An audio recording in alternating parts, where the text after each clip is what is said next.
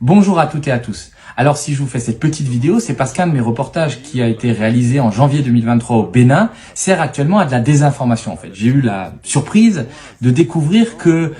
ce reportage que j'avais réalisé il y a plus d'un an est actuellement utilisé par la télévision publique nigérienne pour prétendre qu'il y aurait une base militaire française secrète au Bénin et qui servirait à déstabiliser le pays voisin qui est le Niger. Alors évidemment, ça s'inscrit dans le cadre de bisbilles qui existe entre la France et le Niger, notamment depuis le renversement du très francophile Mohamed Bazoum en juillet dernier par des militaires, et puis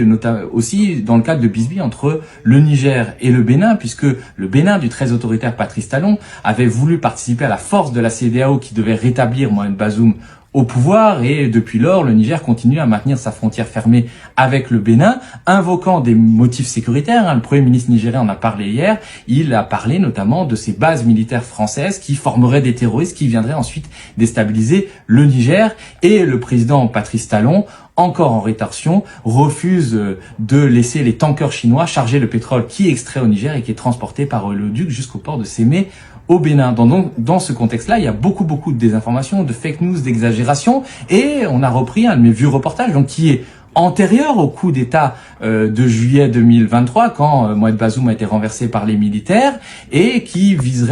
était tronqué, détourné, dont on a pris certains extraits, et qui viserait à montrer que il y aurait une base militaire française au Bénin. Alors, je suis absolument pas le dernier à taper sur la France-Afrique et sur la politique de la France que je trouve assez détestable, mais je vais essayer de rétablir la vérité. Je suis effectivement allé à Kandi, au nord du Bénin, en janvier dernier, dans une zone qui était soumise à des incursions djihadistes, et je voulais vérifier, parce qu'il y a beaucoup de rumeurs qui circulaient, quel était le véritable rôle des militaires français qui se trouvaient là-bas. Déjà, il n'y a pas de base militaire secrète, il y avait un cantonnement de militaires français, qui étaient à peu près au nombre de 80, qui étaient casernés dans un camp militaire de l'armée béninoise qui se trouvait au centre-ville de Kandi, donc plutôt à la vue et au sud de tous. Alors, effectivement, s'il n'y a pas de base militaire secrète française au Bénin, si ces militaires-là qui étaient présents sont partis dès février 2023, et à l'heure actuelle, il n'y a pas de militaires français à Kandi, j'ai encore pu le vérifier avec plusieurs sources, il ne reste pas moins qu'il y a une coopération militaire, sécuritaire très étroite entre la France et le Bénin, et qui interroge. La France a fourni des véhicules blindés au Bénin, et puis tout s'est plus ou moins accéléré. Il y a eu la visite du chef d'état-major des armées françaises, Thierry Burkhardt, au Bénin en décembre dernier, qui a annoncé un renforcement de la coopération militaire, sécuritaire et même en termes de renseignement avec le Bénin. Alors non, la France ne déstabilisera pas le Niger en passant par le Bénin, et notamment par une base militaire française secrète qui n'existe pas.